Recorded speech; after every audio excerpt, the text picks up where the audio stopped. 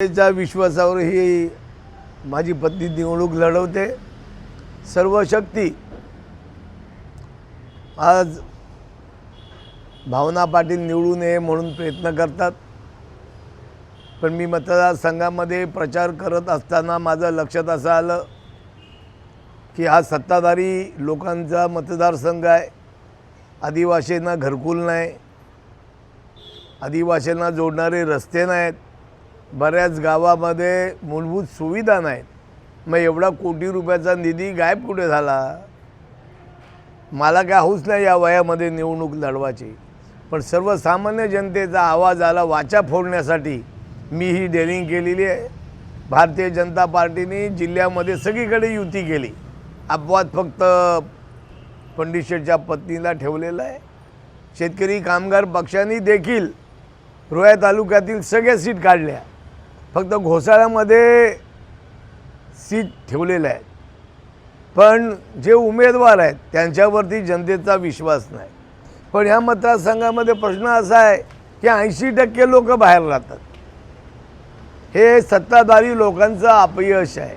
इथल्या लोकांना रोजगार नाही, एवढी सत्ता असून देखील मग उपयोग काय? सत्तेचं राजकारण करायचं, लोकांना दबाव आणायचा आणि वरिष्ठ पातळीवरती मॅनेजमेंट करायची। माझ्यावरती भरपूर दबाव होता, काही माझ्या घरातल्या लोकांनी पण त्याला विरोध केला, पण मी एक डेअरिंग केलेली आहे। बचेंगे तो और भी लढेंगे।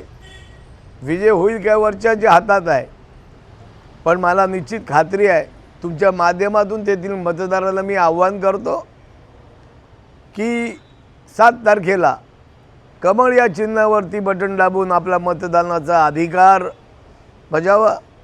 कमळ चिन्ह हे जिल्ह्यामध्ये राष्ट्रवादी काँग्रेस बरोबर आहे। अपवाद फक्त BJPला नाही तर पंडित शेठच्या पत्नीला आहे। हे चित्र तेथील सर्वसामान्य जनतेला समजलेलं आहे, कारण सत्ताधारी लोकांना हुशार माणसं नकोत। मागच्या वेळेला मी आमदार म्हणून 10 वर्ष, माझी बहीण होती, मी होतो, अनेक योजना केल्या, लोकांना पाणी मिळत होतं। आज 26 गाव पाण्याची योजना आज संबंधित लोकप्रतिनिधी 42 कोटीची योजना अपूर्ण राहिली, त्यातले 20 कोटीचे पैसे काढले। कुंभोशी गावात मी प्रचाराच्या निमित्तानं गेलेला असता कैलास पर्वतावरती जसं जायला लागतं तसं महिलांना पाणी द्यायला लागते। तिथे मतदार हे सातत्याने एकाच पक्षाला मतदान करतात, बदलते तेच उमेदवार, आणि सर्वसामान्य जनतेला तिथे वाव नाही।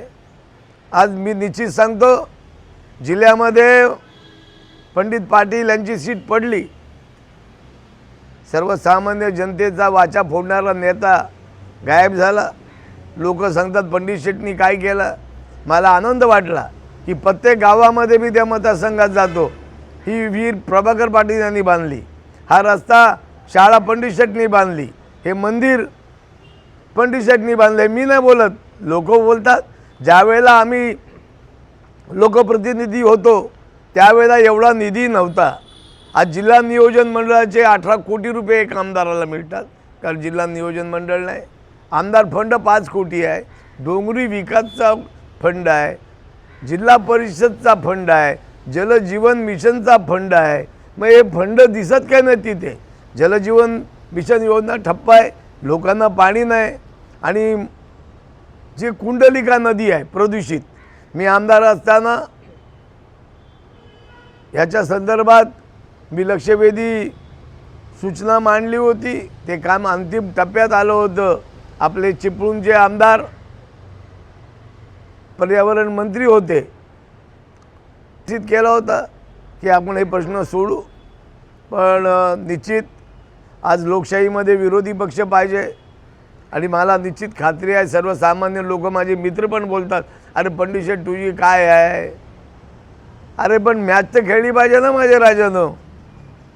उद्या मोंगलांची सैन्य जास्त होती म्हणून काय तानाजी मालुसरे, बाजीप्रभू देशपांडे थांबलेले नाहीत। हे जनतेच्या हातात आहे, कारण मला पक्षाने जी मदत करायला पाहिजे ती केलेली आहे। बाकीचा जो सपोर्ट पाहिजे, पण तो देखील दिलेला आहे. पण मी निश्चित सांगतो की मला तुमच्या माध्यमातून जनतेला आव्हान आहे की तुम्हाला या भागाचा विकास करायचा असेल तर भावना पाटील यांना जिल्हा परिषदेमध्ये तुम्ही द्या, जेणेकरून आपल्याला तिथे व्यासपीठ होईल. नाहीतर खासदार एक पक्षाचा, आमदार पण तेच, त्याच्यानंतर पंचायत समिती मेंबर पण तेच, नगरपालिका पण तीच. दुसरे चेहरे पाहिजेत की नको? मी निश्चित सांगतो, मी जर उमेदवारी माझ्या पत्नीने मागे घेतली असती तर ही सीट बिनविरोध झाली असती. आज माझ्या निवडणुकीमुळे लोकांना, गरीब लोकांना लक्ष्मीचं दर्शन तरी होईल, हा उद्देश आहे. आणि खऱ्या अर्थाने सर्वसामान्य जनतेचा, मतदारांचा भावना पाटील याच्यावरती विश्वास आहे. आणि कमळ चिन्ह असल्यामुळे मोदी साहेब आणि देवेंद्र फडणवीस यांची जादू त्या कमळ चिन्हामध्ये आहे.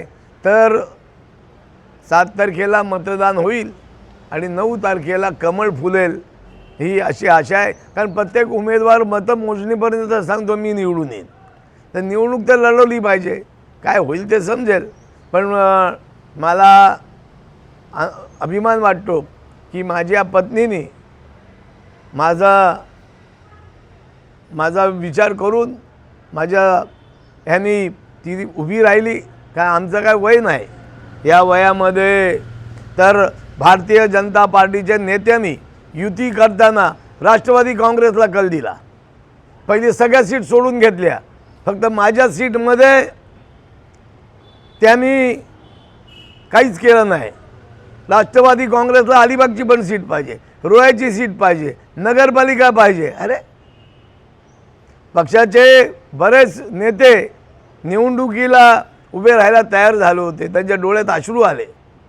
पण मी निश्चित सांगतो, मी भारतीय जनता पार्टीमध्ये का मी आमदार व्हायला, खासदार व्हायला गेलेलो नाही. सर्वसामान्य जनतेचा विकास करण्यासाठी जो विकास निधी ठराविकच लोकांकडे जातो आणि बाकीचे लोक बघत बसतात, त्याच्यासाठी माझा प्रयत्न आहे. मी तुमच्या माध्यमातून पुन्हा एकदा मतदारांना विनंती करतो की भावना पाटील, आता सुप्रियाताई जयंत पाटलाची पत्नी, तिचं वारंवार नाव येते, पण निश्चित ती माझी वहिनी आहे. पण सुश्रुता सुभाष पाटील यांची निशाणी कमळ आहे आणि ते 1 नंबरला आहे. तर 1 नंबरला दाबून मतदानाचा अधिकार बजावा आणि नवीन चेहऱ्यांना संधी द्यावं.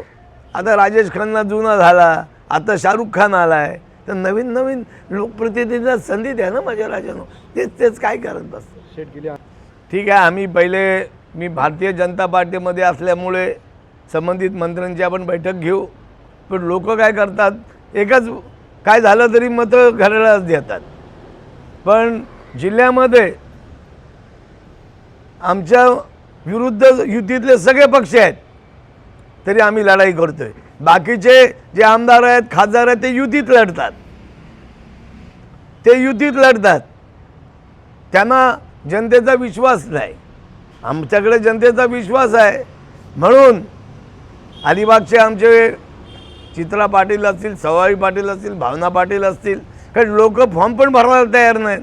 तुम्ही प्रश्न कराल तुमच्याच घरातले लोक काय करतात, कारण पनवेलचं प्रकरण बघितलं, फॉर्मच मागे घेतात. त्याच्यामुळे आम्ही हे धारिष्ट केलेलं आहे.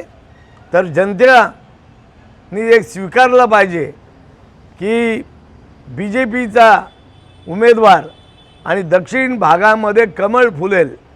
आणि सुरुवात या घोसाळ्या मतदारसंघात होईल अशी अपेक्षा आहे. मतदारसंघ कठीण आहे, क्षेत्रफळ त्याचं मोठं आहे, गावं भरपूर आहेत, वेळ कमी आहे. पण कमी वेळामध्ये आपण प्रयत्न केलेला आहे. कारण जे प्रस्थापित आहेत त्यांच्या विरुद्ध लढाई आहे. जे आज सत्तेत आहेत त्यांना सगळंच पाहिजे. आता त्यांना आम्ही खासदार करायला मदत केली, त्यांना अध्यक्ष करायला मदत केली, पण त्यांच्या सगळ्यांना सीट सोडल्या. आणि ज्या सुश्रुता पाटीलनी अनिकेत तटकरेला मतदान केलं होतं फुकट, त्यांना अडचण काय? तर अडचण काम करणारा माणूस पुढे जाता कामा नये, हा त्यातला संदेश आहे. पण निश्चित बघूया काय होईल. पण मला अभिमान आहे की एकाकी लढाई पक्षांनी बाकी मदत केली, पण ज्या पद्धतीने मदत करायला पाहिजे ती केली नाही, अशी माझी आक्षेप आहे. वरिष्ठ नेत्यांनी आज एकूण एक उमेदवार कमळ चिन्ह घेऊन लढतोय आणि त्यांची साधी चौकशी पण करायला तयार नाही. असं होत नाही. पण निश्चित मला खात्री आहे की जनता याचा विचार करेल आणि 7 तारखेला कमळ फुलेल अशी आशा व्यक्त करतो. पुन्हा एकदा सगळ्या मतदारांना आवाहन करतो की त्यांनी त्यांचा मतदानाचा हक्क बजावा. जय हिंद, जय महाराष्ट्र. आक्षेप नाही दिसते ते मी बोलतो. नेते कोण आहेत तुम्हाला माहिती आहे. आक्षेपचा काय विषय येतोय. आज एकूण एक कमळ चिन्ह घेऊन दक्षिण भागामध्ये उमेदवार निवडून येतोय. मी एकटाच प्रचार करतोय.